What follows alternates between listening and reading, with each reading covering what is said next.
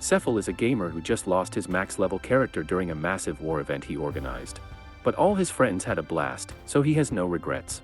Apparently, his war was so legendary that the game's dev team sent him an offer. Excited and curious, he clicks accept without reading the fine print. Big mistake. A moment later, Cephal finds himself in a strange room, surrounded by terrified people. And to make matters worse, his family jewels are missing. He quickly realizes he's somehow inside the body of his character, Lufa's, corrected from Luff, and the crowd seems petrified.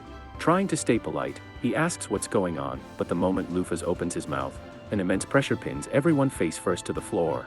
Outwardly, Lufa sarcastically asks if everyone normally greets newcomers by kissing the floor. Inside, Cephal is panicking because he has no clue why this is happening. Then it hits him, Lufa's has an intimidation skill that's triggering all this chaos. After a few tense minutes of fumbling, he finally manages to calm it down.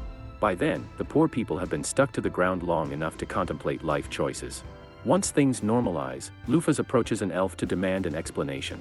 The elf faints on the spot, classic, but eventually, Lufa's gets the answer. 200 years have passed since she was sealed away, and the demon lord ORM is still alive. To defeat him, the kingdom attempted to summon another hero, which explains how Lufa's ended up here. So yes, Cephal really was sucked into the game, and he's thrilled about it. But he realizes it must be terrifying to face him in Lufa's body. Better keep a safe distance before someone has a heart attack. Finally, Lufa's addresses everyone, acknowledging their fear, understandable, since she almost conquered the world once, but assures them that her days of conquest are over.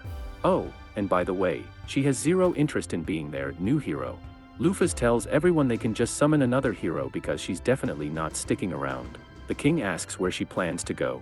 Calm as ever, Lufa says she just wants to take some time to appreciate this world, but she might return if the situation gets serious. Without much trouble, Cephal somehow figures out how Lufa's wings work and starts flying like a pro. After all, Lufa's was Cephal's main when Escape originally launched, and thanks to the game's quirky system, actions by top players became part of official lore. With all the time and effort Cephal spent leveling Lufa's, she's recognized as one of the most terrifying figures in this world. He could have stayed at the top of the leaderboards forever, but that would have been boring. So, Cephal orchestrated a massive war, splitting all top players into light and dark factions for an epic showdown. The result? Lufa's was eventually sealed in a subspace after her defeat. While it was a blast for Cephal, the rest of the world experienced it as, well, reality. Now, nearly everyone fears Lufa's for her past deeds. Meanwhile, the original goal of slaying Demon Lord ORM was entirely ignored. He's still alive, but that's not Lufa's concern, she'll handle him later. Right now, she's focused on exploring the game-turned-reality. Her first stop, her old, mouthful of a base of operations. Despite 200 years of dust, it's still impressive. Lufa's perches on the throne while Cephal reminisces about the good times with his friends here. He remembers chatting endlessly about random nonsense, only to realize it was all in a group chat before. Why does Cephal remember events as if he were actually there? He's not sure, but there's no time to ponder because Lufa's notices someone approaching, strange, since the base should be empty. It's a blue-haired girl named Dena, who's ecstatic to see Lufa's, having waited 2 whole centuries for her return. But Lufa's has no idea who Dena is. Ouch. Dena is crushed, she was once Lufa's most loyal advisor. Lufa's honestly doesn't remember ever needing an advisor. Then it clicks, when Cephal built this base, he added Dena as an NPC in the background just to make the place feel lively. Now that the game world is real, she somehow gained consciousness. Feeling a little guilty for leaving her alone for 200 years, Lufa's plays along and reassures Dena that she could never be forgotten, thanking her for protecting the base. Dena is overjoyed. With pleasantries out of the way, Lufa's realizes she's out of the loop on the world's current state. She asks Dena for a quick history lesson. Dena happily obliges. After Lufa's was sealed, the 7 heroes founded their own nations. For have died of natural causes, while the 3 long-lived ones are still around. Lufa's wonders if these heroes are still friends or just NPCs now, and plans to visit them eventually. Dena also explains that Demon Lord ORM is still alive because the heroes failed to defeat him after sealing Lufa's. In other news, Dena mentions the 12 heavenly stars are still around, though most have gone their separate ways. These stars were rare, powerful monster NPCs Cephal collected to serve as elite generals. Lufa's asks for updates, and Dena knows the location of 6, but 2 have joined ORM's demon army, trying to get back at the heroes who sealed Lufa's. Lufa's is a bit disappointed that some of her minions turned on her, considering the original feud wasn't that serious. Still, it gives her something to do, so at least boredom is off the table. Lufa's initial plan is simple: explore the world for fun and figure out whether the 3 remaining heroes are players like her, or just NPCs. But first, she needs to round up the 12 heavenly stars. She can't have them causing trouble for no reason. She asks Dena for the location of the first star. Pulling up a map, Dena points to a place called Svel, where one of the heroes lives and the heavenly star Aries has been trying to invade for months. Excited, Lufa heads out immediately, but Dena yells for her to stop. She can't just leave without preparations. For one, Lufa has no money. Dena would help, but inflation over 200 years has made her stash practically worthless. Lufa argues she can earn money along the way, but Dena warns that no one will do business with the legendary conqueror. Lufa insists no one will recognize her after 200 years, but Dena reminds her that races like elves exist, and many are sure to know her, especially if the kingdom has issued a public warning. If Lufa wants money safely, Dena suggests a simple job: adventuring. She directs Lufa to the trade city of Ytterler, but warns that her dark wings will draw attention. Lufa stuffs them into her oversized cloak, grumbling about how uncomfortable it is, but desperate times call for desperate disguises. At the Adventurers Guild, Lufa feels nostalgic, calling it a den of misfits and degenerates, since she was once an adventurer before founding her dark nation. She soon realizes it's weird to feel nostalgic for a place she technically hasn't visited before. Dena notices her lost expression and asks if something's wrong, but Lufa brushes it off and heads to the job board. Scanning the board, Dena spots a job paying 3,000 coins: find a bunch of lost cats. Lufa agrees it's a good deal, but she doesn't want to spend a week chasing cats. Luckily, they soon spot a hunting job that looks promising. The job pays 1,500 coins, and all Lufa and Dena need to do is hunt a few orcs, perfect in Lufa's eyes. Orcs have a 3% chance of dropping meat, which boosts max health when eaten. Looks like it's time for some HP farming. Later that day, they arrive at the village that requested help. The village chief, a weary old man, explains that the orcs have been terrorizing them for ages, kidnapping women, killing men, and destroying everything. He begs them to end the menace. Dena cheerfully assures him that Lufa will take care of it without a doubt. The chief is immensely grateful. They track the orc den in the forest, spotting 2 orc lookouts outside. Lufa readies herself, and realizes she hasn't checked her stats since arriving. Good news, all her max level abilities are intact. Bad news, mentally, this is very different from killing mobs in a game. She activates one ability, conjuring a dozen swords, and launches them at the orcs. The resulting carnage is gruesome. Strangely, Lufa feels calm. Soon, the orc nest is alerted, and dozens of orcs surround her, including a massive leader. Any normal adventurer would panic. Not Lufa's. The orcs move so slowly that she doesn't even need more swords. She charges, chopping through orcs at top speed. The orc leader is bewildered as his men's heads fly off. Pausing, Lufa casually tells him, "Hey, I just wiped out your entire squad. What now?" The orc king rampages, trying to crush her, but he's no match. One slow fist bump later, a gaping hole appears in his head. Basically, Lufa is way too strong. After the massacre, Dena harvests some orc corpses, thrilled to find one's tenderloin still intact, bonus loot. According to Dena, an orc's vitality is stored in its tenderloin. If it's undamaged, eating it transfers that vitality to the consumer. She offers to prepare some for Lufa once they return. Using her teleportation ability, Dena creates several portals and stores the orc corpses, something Lufa hadn't realized she could do, but definitely handy. Next, it's time to rescue the kidnapped villagers. To Dena's surprise, all the women appear perfectly healthy. Lufa isn't fazed. In the game's lore, orcs are surprisingly polite to ladies. They're just ugly with abysmally low charisma stats, so they skip courtship and go straight to kidnapping. Dena is horrified at this mental image, but it doesn't change the fact that the women were kidnapped. To ensure no orc survives, Lufa smashes the cave with a giant rock fist. Dena offers to erase the girl's memories of the ordeal, but Lufa reacts like it's the weirdest suggestion ever. She asks if Dena can really manipulate memories. Dena confirms, and casually adds that she could even overwrite a person's personality if she wanted. Creepy. Lufa decides there's no need, the girls just need to be safely returned. She summons a golem to carry everyone back to the village. The mission goes smoothly, but Lufa wonders why no one attempted it before. Dena explains that most people wouldn't risk it, even though the orc tenderloin vitality alone would have been a great incentive. Apparently, the warriors of this era are underwhelming. She tells Lufa that the nation which summoned her is called the Sword Kingdom and asks her to guess the level of its strongest swordsman. Lufa, assuming he must rival her strength, is shocked to learn that he's only level 120. At first, Lufa is baffled. She knows plenty of players in the game reached level 1000 alongside her. But Dena reminds her those were elite players from the previous era, the sweatiest of sweats.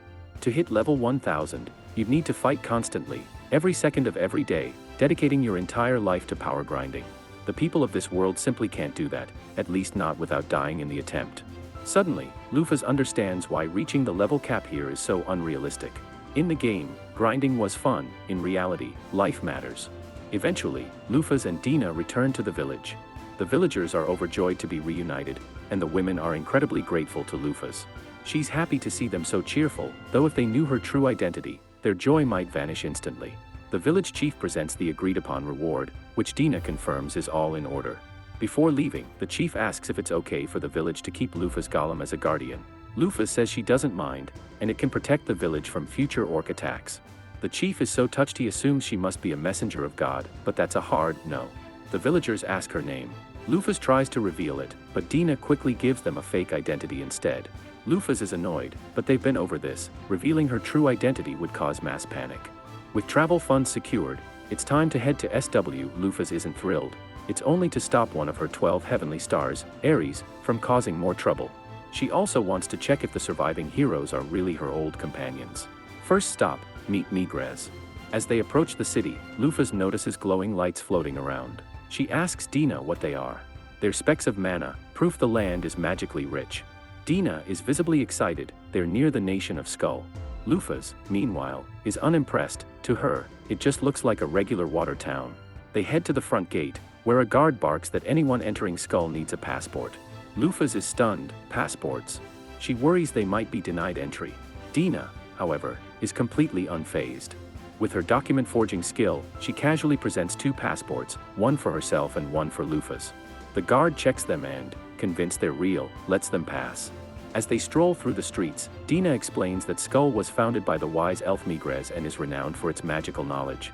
The city is rich in ambient mana, attracting mages and scholars eager to study magecraft. Dena asks their objective, and Lufas says she plans to visit Migres. She has a lot to discuss. Dena panics, thinking Lufas wants to storm the castle, but Lufas assures her it's just a peaceful visit. After all, Aries has caused Migres plenty of trouble, so she still needs to apologize. Before that, Lufas wants to visit a library to learn more about this world's history. As they ask around, they meet a man named Grants, who notices they're new in town. While everyone else knows the libraries are in the Eastern District, Grants has free time and offers to guide them. Dena introduces herself as a traveling merchant with Lufas as her suspicious employee. Lufas immediately stomps her foot mid-sentence, because seriously, who introduces a companion as suspicious? Grants notices Lufas' suspicious aura but doesn't judge. Lufas is grateful. Walking through the lively city, Dena comments on how cheerful everyone is.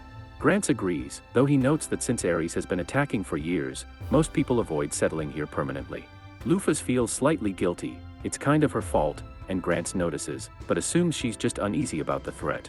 He reassures her the city is safe. The entire lake surrounding Skull is a golem created by Migres, and every attack by Aries has been repelled by the city's guardian golem.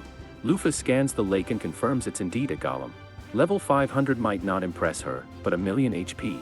That's insane. If Migres could create something like this, he's clearly skilled. Grants directs Lufas and Dena to the city's Montreal, which will quickly get them to the Eastern District. From there, they'll continue alone.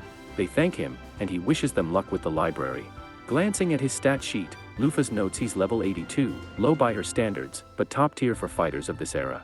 Dena urges Lufas onto the Montreal, and she notices she never saw these in the original game. Once at the library, Lufas heads straight to the history section to learn what happened in the 200 years she was sealed. Among the shelves, she finds a few unusual books claiming the 7 heroes were idiots for sealing her away. Strange, Migres, one of the 7 heroes, runs the city. Dena reminds her that Migres isn't a dictator, people can write what they want. Besides, the populace doesn't really view Lufas as evil. While terrified at first, over 2 centuries, fear faded, and some realized her rule wasn't that bad. According to one book, Lufas, the mysterious Blackwing, appeared 200 years ago and united the world under her rule almost instantly. She was strict but not a tyrant, and many were actually better off under her reign. Humanity eventually rejected her and sealed her away to reclaim autonomy. That might have been fine, except her presence kept the demons in check. Once sealed, the demon army took advantage, rising to destroy humanity. The heroes tried to stop them but fell short, and slowly, human lands were lost to demons. Now, the world teeters on the edge of annihilation. Lufa's internally freaks out. That fun war event she started as a game just triggered a chain reaction that nearly destroyed the world. The library trip makes her realize just what she needs to do next. Lufa tells Dena they need to find Aries immediately. But moments later, the city shudders violently as a massive earthquake rocks the foundations. Alarms blare, and all available mercenaries are called to the borders to prepare for an imminent attack. Surveying the damage, Lufa asks Dena if earthquakes this severe are normal. Dena says they're practically unheard of. Lufa quickly deduces that this must be the work of Aries, who's clearly launching a full-scale assault. No time to waste, she summons a glider and orders Dena on board. As they fly toward the chaos, Lufa can't wrap her head around it. Aries was always a harmless sheep monster. Why would he invade a nation repeatedly? Could this all be because she was sealed away? And why does she even remember him, considering she never interacted with him in the game? Minor mysteries aside, her priority is stopping him. Back when Aries was a young lamb, he wandered the forest alone and ran into Lufa.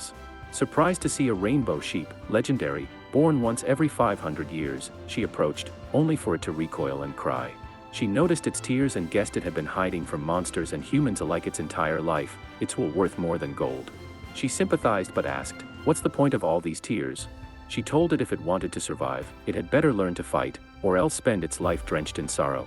The sheep took her words seriously and attacked to prove its determination.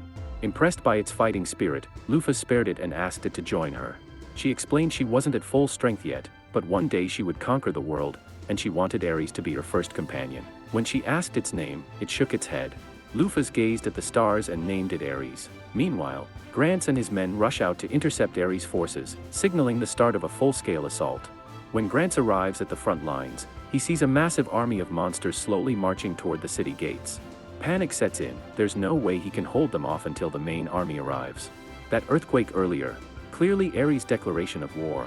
Despite his hatred for formalities, Grants has always followed the rule, no attacking without declaring first. Soon, the city's advanced forces arrive. Mages and archers unleash volleys to thin the monster ranks, giving the soldiers time to charge. Grants mows down monsters like a one-man lawnmower, but his subordinates aren't as strong, and many are being slaughtered. It looks grim. Just as things near disaster, countless ice spikes rain down from the sky. Turning to the city, the soldiers see Migres and Leia, the water golem. Relief floods them. They know their guardian deities have arrived. Migres orders Leia to attack, and in moments, dozens of monsters are obliterated. Meanwhile, Lufa watches from a distance, prepared to step in if needed. But with Migres and Leia handling the threat, she can relax. Curious, she checks Migres' stats to see if he's still as formidable as when they played together. To her surprise, he's only level 500 and suffers from a debuff called the Curse of the Vanquished. Lufa asks Dena about it. She explains that after the heroes failed to defeat the Demon Lord, all were cursed, sealing away half their power, hence Migres' reduced strength. If Migres can't use full power, he can't create more golems like Leia. That means if he falls, the city is truly doomed. Suddenly, the ground shakes as a colossal monster storms down from the mountains. It's Aries. After a tense standoff, Aries and Leia clash. Since Aries wields fire, Migres figures Leia should have the advantage with her water element. Leia launches a water spiral, forcing Aries to back off briefly, but he soon charges back with a massive fireball. At first, it looks like the fireball misses Leia, but Aries wasn't aiming for her. His true target, Migres, all alone. Luckily, Leia intercepts just in time, extinguishing the blast. Migres sends Leia out as a tidal wave to push Aries back, but Aries hops over it with his flame skill and heads straight for Migres. The barrier holds for a while, but since Migres is only half as strong as before, Aries cracks it. Just before disaster strikes, Leia sneaks up and puts Aries in a chokehold. The soldiers cheer, and Dena asks Lufa how this battle will end. Lufa shrugs. Leia will win the fight, but not necessarily the war. A lot of Leia's HP has been drained from tanking Aries' attacks, which was likely Aries' plan all along. He can't beat Leia one-on-one, so he intends to whittle her down over repeated attacks. Logical little sheep, that one. Lufa decides she can't let Aries' plan succeed. Grabbing Dena, she jumps onto the battlefield. Just as Aries is about to launch another blast, Lufa kicks him across the mountain range. Soldiers gape in disbelief at the sheer raw power, and Migres wonders aloud who could possibly be that strong. Even though Lufa still conceals her identity, Migres begins to suspect the truth from the way she talks. She doesn't confirm anything yet, promising only that she'll handle Aries and return for a proper discussion later. Before leaving, Migres warns her that someone behind the scenes may be manipulating Aries' thirst for revenge. Lufa nods and flies off. In front of Aries, he surprises her by speaking, something he never did in the game, only making sheep noises. Lufas, noticing he doesn't recognize her, activates her intimidation skill. The pressure instantly reminds Aries of his former master. But even standing right in front of him, he refuses to believe it's her, convinced Lufas died long ago. Lufas isn't sure either. Technically, she's reincarnated, but one thing is certain, this is definitely the body of Lufas' original character. Lufas doesn't want to waste time convincing Aries with words. She tells him that if he truly doesn't believe she's the real Lufas, he's free to test her strength, and as a courtesy, she promises not to hurt him too much. Aries hesitates. The woman before him looks like his master, but he convinces himself she must be a fake, there's no way she could have returned. He charges with full power. Lufas is thrilled, finally, a monster strong enough to survive her attacks. This is her first real fight. Aries pushes her back a few hundred meters, but Lufas stops his momentum effortlessly with one hand. She comments on how much he's grown over the past 200 years. He tries again, but Lufas refuses to budge and even calls him adorable for trying so hard. As a reward, she teases him with a hug, lifting him by his head and throwing him into the air. Not done yet, she flies after him and announces she'll lightly pet him, only to punch him with the force of a 10-ton truck, sending him crashing down. Before he lands, she flies beneath him and pets his chin, flinging him back up. The onlookers are stunned. They've never seen such overwhelming power. Lufas finally slams Aries into the ground again, leaving him battered, but he's far from finished. Brilliant blue flames ignite around him, his strongest attack. Lufas tells him to give it everything he's got. He charges at her, and with a huge grin, she intercepts him, resulting in a massive explosion visible for miles. When the dust clears, Lufas has stopped him effortlessly with the palm of her hand, and casually flicks him into the rocks. She asks if he still doubts her identity. Suddenly, Aries leaps from the rubble and transforms into his human form, apologizing for his foolish behavior. Lufas is shocked. She knew he had a human form but didn't remember designing him as a fanboy. Then she recalls a group chat where she and her friends jokingly gave Aries a feminine design, and he had agreed to it. 20 minutes later, Aries finally stops crying and apologizing. Lufas checks his stats screen. His level is unchanged from the game, but his abilities have improved significantly, proof of 200 years of effort. She tells Aries that she is on a mission to reclaim her 12 heavenly stars, and he is her first stop. There will be no excuses. Aries is glad Lufas came to get him first and readily agrees to join her mission once more. But he has a few questions, like who the blue-haired woman following her is. Dena can't believe he doesn't recognize her. She rushes up, locks eyes with him, and reminds him that she's been by Lufas' side the entire time. Suddenly, fuzzy memories return to Aries. He vaguely recalls Dena standing next to Lufas' throne. But considering her memory-altering powers, he's suspicious. From what he remembers, she literally never moved from that spot, so he assumed she was a piece of furniture, and now he's surprised to discover she can talk. Hearing Aries call her a piece of furniture, Dena sulks to the side in offense. Lufas chuckles, noting that she didn't recognize Dena at first either, but she's been invaluable since arriving. She asks Aries not to tease her too much. Lufas then asks why he tried to invade the city. Aries explains that he only did it to avenge Lufas for what humans did to her. After all, if she hadn't been sealed away, humans would have already been defeated and the world would be at peace. Lufas understands his feelings and appreciates his loyalty, but assures him she holds no desire for revenge against humanity. Recalling Migres' warning about someone manipulating Aries, Lufas asks him who planted thoughts of vengeance in his mind. Nervously, Aries admits it was a demon. Meanwhile, on the demon continent, that same demon is preparing to unleash his army to occupy SPO. He's been patiently waiting for Aries to weaken Levia's health before invading. His army is filled with monsters over level 80, confident nothing can stop them. He orders his forces to march on the city of Skull, intending to slaughter every human there. But suddenly, Lufas crashes down in front of his castle, annihilating every one of the demon's men instantly. The demon, Mars, doesn't know who she is, but can immediately sense her overwhelming strength. He decides he must confront her personally. Mars asks Aries why he suddenly stopped attacking, given his hatred for humans. Aries admits he still hasn't forgiven humanity for what they did to Lufas, but he now realizes that destroying them won't help either him or Lufas. In fact, the only ones who would benefit are demons like Mars, which is the last thing Lufas would want. Determined, Aries swears to stop Mars here and now. Mars isn't concerned. He expected this turn of events eventually. Now that Aries is no longer useful, he plans to eliminate him. Lufas tells Aries to sit this one out since he's still recovering from his earlier battle. Mars is taken aback. He didn't expect anyone this strong on humanity's side, but dismisses it, confident he can defeat her as one of the 7 demon generals. He begins charging his fire and ice powers, going into excruciatingly detailed explanations about his technique. Luffy, growing bored of his endless yapping, punches him square in the face with enough force to send him blasting away like a cartoon rocket. With Mars taken care of, there's nothing more for Luffy to do here, for now. But before leaving, she has questions about the 7 demon generals he mentioned. Aries starts to explain, but Dena pops out of a portal, insisting she handle it instead. Dena tells Luffy that the 7 demon generals were formed 8 years ago and comprise the strongest subordinates under the Demon Lord. Luffy is shocked to learn that Mars is considered one of the most powerful demons, despite appearing to be at most level 300. Dena continues, explaining that humanity wasn't the only side to weaken dramatically over the past 200 years. While the heroes were cursed and have since grown weak, they had already eliminated nearly all of the Demon Lord's truly powerful subordinates. Now, the only ones on Luffy's level are the Demon Lord himself and his son. Just then, Aries notices that Luffy didn't actually kill any of the monsters when she landed earlier. He asks if she plans to leave them alive. Luffy confirms that she does, believing it's wrong to kill creatures who haven't done anything to deserve it. Dena questions the decision, warning that sparing them could lead to future harm if they're left unchecked. Luffy has already thought of a brilliant solution. Using her power, she subjugates all the monsters in the area, bringing them under her control. Dena asks if she intends to bring all the monsters back with them, but Luffy doesn't want Migres to have to deal with such a massive task. Instead, she issues a command. All the monsters are to return to their natural habitats and avoid attacking humans without cause.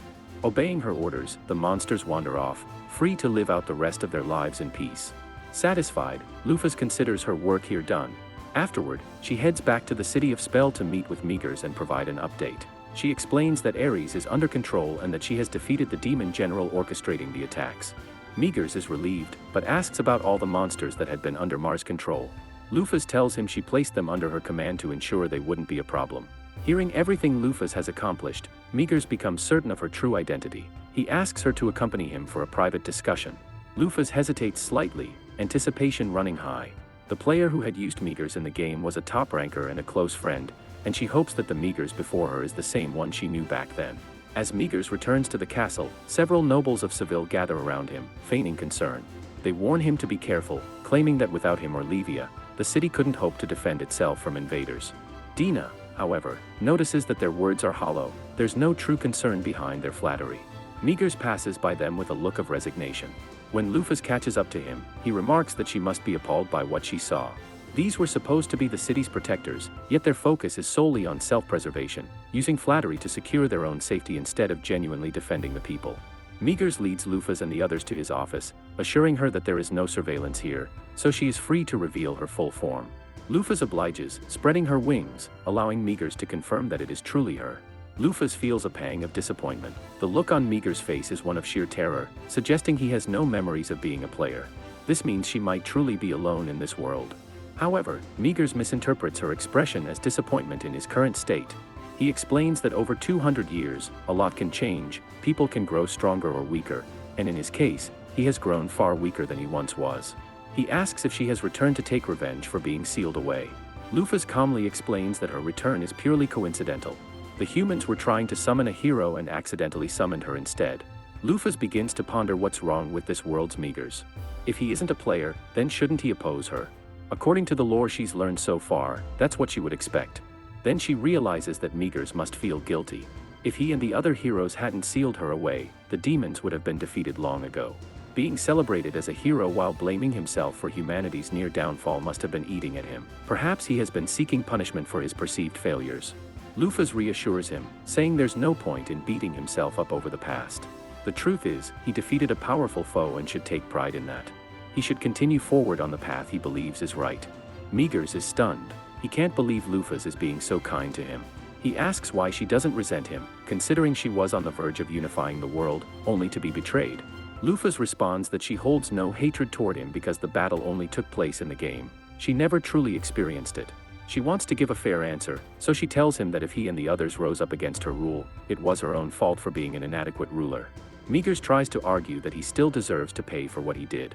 But then he looks up and meets Luffy's face, filled with genuine forgiveness, as she tells him to stop blaming himself. Regardless of what happened, he is the hero of this country and must stand proud. Migres understands her point, though she could have phrased it better considering his wheelchair. Standing isn't exactly feasible. He has a brief flashback to the old days when he and Olith were best friends, recalling how much fun they used to have. Inspired by Lufa's words, he promises to take her advice to heart. Afterwards, Lufa uses her magic to restore Livia's lost HP. Migres thanks her, admitting that in his current weakened state, he wouldn't have been able to do it himself. Livia then returns to the water. Lufa apologizes for the trouble Aries caused, but he refuses to apologize himself, still holding a grudge against Migres. Migres asks what Lufa plans to do next. She tells him she will continue traveling the continent until she has reclaimed all her 12 stars. Dena informs her that the next target is Libra, the guardian of the Blackwing Grave. Lufa asks what the Blackwing Grave is, and Dena explains that after she was sealed, her followers worked together to construct the world's largest memorial in her honor. At the very top, all of Lufa's old treasures and loot were stored, with Libra acting as a protector against grave robbers. Lufa is puzzled, asking why anyone would risk fighting Libra just to steal a grave. Migres explains that it's not just the people's levels that have declined, legendary weapons have also been lost during the battle against the Demon Lord. The only ones left are those in Lufa's grave. Humanity has desperately tried to retrieve these weapons to aid in the fight against the demon army, but Libra has ensured that every attempt ends in brutal failure. Lufa acknowledges how frustrating this must have been for Migres, but unlike Aries, Libra is not doing anything wrong, she is simply expressing loyalty by guarding her master's treasures. Migres sees her point, but he makes a request. After Lufa retrieves Libra and her treasures, he asks her to leave behind anything she doesn't intend to use. It would be a huge help to him. Lufa agrees without hesitation. As they prepare to leave, Migres tells her he has something to give her. Though weakened, he still possesses considerable magical power. He casts a spell to hide Lufa's wings, sparing her the trouble of constantly covering them with her cloak to keep her identity a secret. Migres also provides Lufa with a new outfit, and she is truly grateful. This one allows her to move much more freely. On their way out, Lufa goes to find Gantz outside the city. At first, he's confused, unsure why such a beautiful lady is talking to him. Then, Lufa removes her glasses, revealing her identity as the person he helped earlier that day. Gantz is stunned. He had no idea she was this beautiful all along. Lufa explains that she came to say goodbye and to thank him for all his help. He wishes her safe travels on her journey. Just as she is about to leave, he hesitates and begins to ask if she is the same Lufa from the legends. But thinking better of it, he stops and tells her to forget he said anything. There's no way it could be true. Meanwhile, elsewhere, Mars has crash-landed in a forest. While flying, he realizes that the only being capable of hitting him with such force would be Lufa's Mayful. If she has truly returned, all of his plans are doomed. Suddenly, a woman approaches him, telling him that his role is over and that it's time for him to vanish like the pathetic puppet he is. With a snap of her fingers, Mars is erased from existence. The woman responsible looks strikingly familiar. She bears an uncanny resemblance to Lufa herself.